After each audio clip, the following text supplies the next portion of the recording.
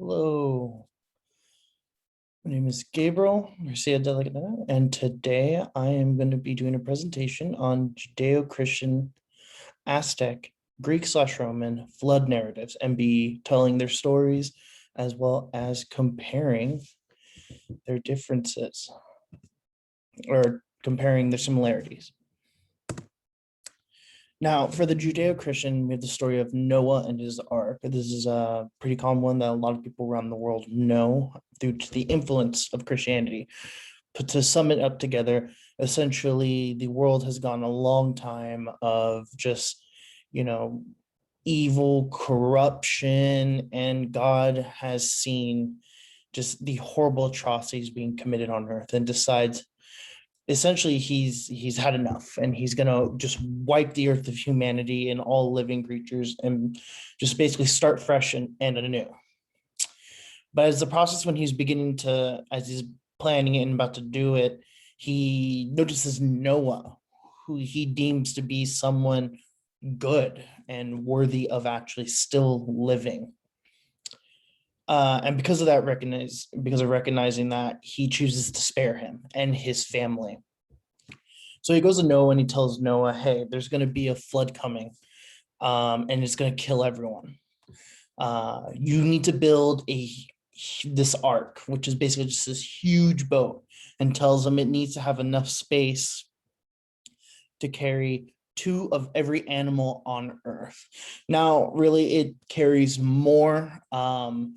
There were for certain days for food and sacrifice for them. Because for how long the flood was going to last. But there also had to be enough to have two of every animal, essentially, so their animals could repopulate after the flood ends. So it starts raining and he's building this ark and the world floods and, everything's basically wiped out. No one in his family survives because of the ark.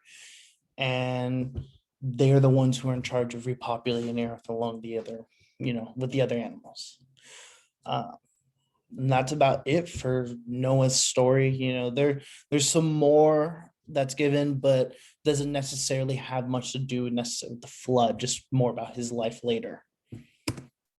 Now, the next one, this is very interesting, is the Greek and Roman story. Say Greek/Roman because the Romans are really the ones who I believe that we get this story more from. We do know it is a Greek story, though. The Romans are very influenced by the Greeks. And I'm going to call them Deucalion, I believe, and Pyrrha.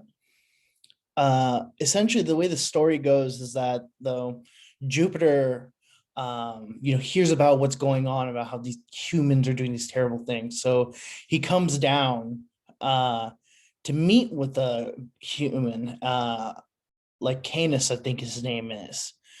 And essentially he invites Jupiter in and hosts this big feast. And in the process, he feeds Jupiter human meat at the feast.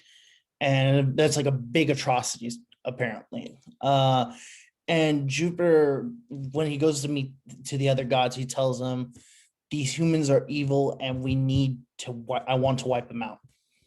And he basically gets the okay for it. But before he wipes out the humans, he goes to Lycaeus and basically he throws the thunderbolt down, kills them all, or throws the thunderbolt down, destroys his home, and then he turns Lycaeus into a wolf. It's very interesting. Now, after that, he basically decides he's going to flood the earth to kill all living creatures, which is very interesting. So once he starts doing that, he recognizes as well a couple. And this couple are the husband would be, he is the son of a Titan, actually. But him and his wife are recognized. And so they're built a small little boat that just somehow survives everything that's going on. And so it describes that Jupiter opened the skies and water came down or something along to that like. So it sounds like it was rain, like a very crazy storm, probably something close to like a really bad hurricane. And he floods the world and kills basically all life on Earth. And once he saw that all life was on Earth, but the couple that was still in the boat being safe, he calmed the waters and allowed them to float safely to a shore. That's basically where the flood story ends. There's another little story after where it talks about they don't know what to do on how to repopulate the earth and how to deal with it. So they go and pray. And basically one of the gods tells them this riddle, but they come to the conclusion that they take some stones and they throw it behind their backs, the stones would turn into humans. And then these would become, and the big deal about that was these were the first humans that would have no sort of connection with the gods or anything like that. It's an interesting little story, not too long, but it gave a little bit more about what was going on after the flood.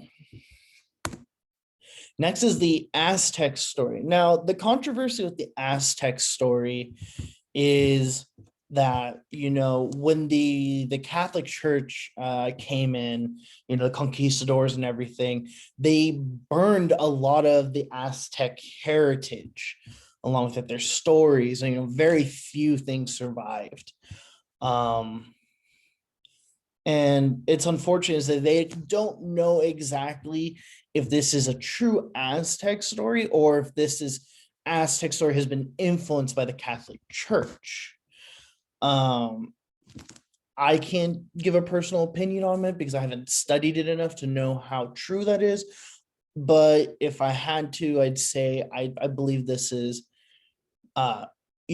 very is an Aztec story. It's not 100% some Christian story. Maybe there might have been some influence with the name changing, but the way the story goes is definitely a bit different from Christianity.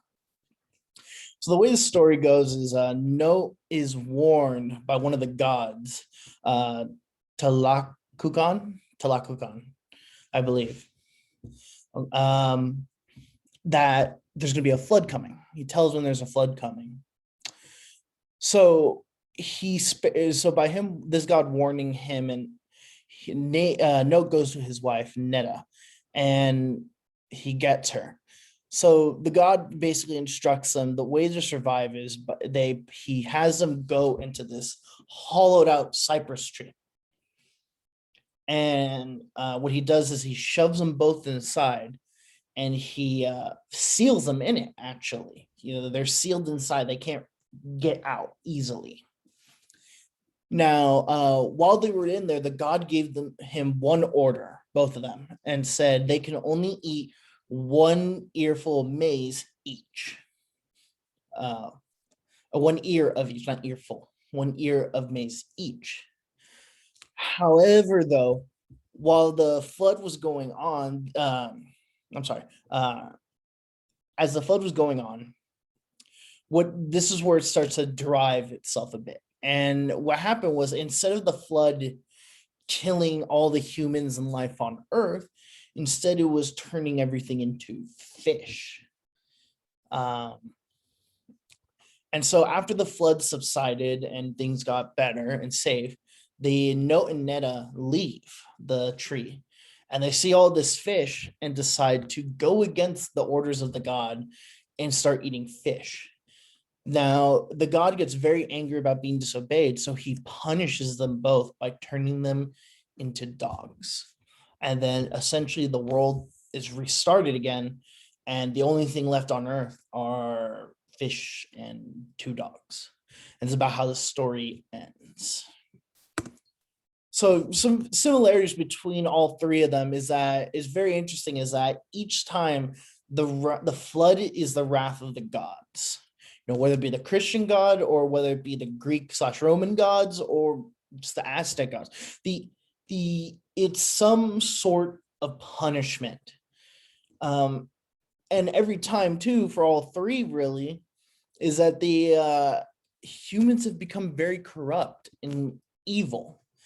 And that's very interesting to think about. Is it's always usually because of the humans doing something that's made them, evil.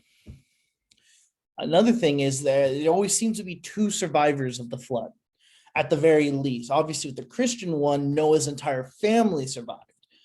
But usually what happens is the gods or singular God recognize two people as being good, or one person as being good. Someone is being recognized, and because of that goodness, they are being spared. That brings to the next point, as in the survivors are always deemed worthy to live. It's not like I can't just, destroy everything because I can't start, you can't start anything. No, it's they deemed them worthy to live because of their goodness. Another thing that is brought up is it's never a local flood. It's always like this worldwide catastrophe that happened, and it just it destroys the earth, essentially, basically restarting the earth. And then the last part is that the two survivors at the end are always left to repopulate the earth. With the case of the Aztec one, that might be argued is no, it's impossible. It's just dogs. Yes, it's dogs, but as Latin American, the Aztecs, the Mayans, their stories are very interesting. So it's not too far off. But for like the Greek and Roman, Noah's family, and the Christian one, they were the ones left to have to populate the earth. With the Greek and Romans, it was tossing stones behind them, and they turned into humans, and then obviously normal means. If I'm correct with Noah, it was through normal means, or it wasn't some random people coming out of the dirt or something like that.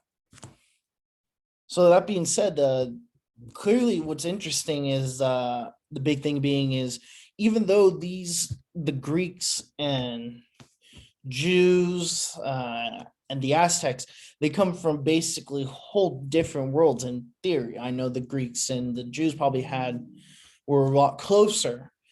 But if I'm correct, they didn't really have as much contact yet by around this time, probably. So to them, it probably feels like different worlds and different ideals of thinking.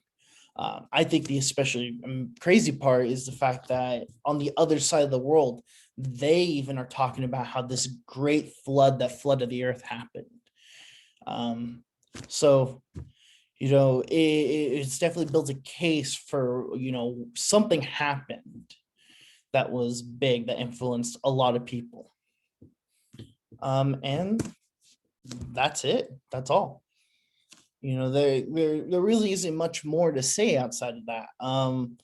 There's a lot of crazy comparisons. But there's only so much you can talk about. The next step would be to look at this different creations, or look at different stories and find some similarities there. So, Ms. Gabriel, and I hope you enjoyed this.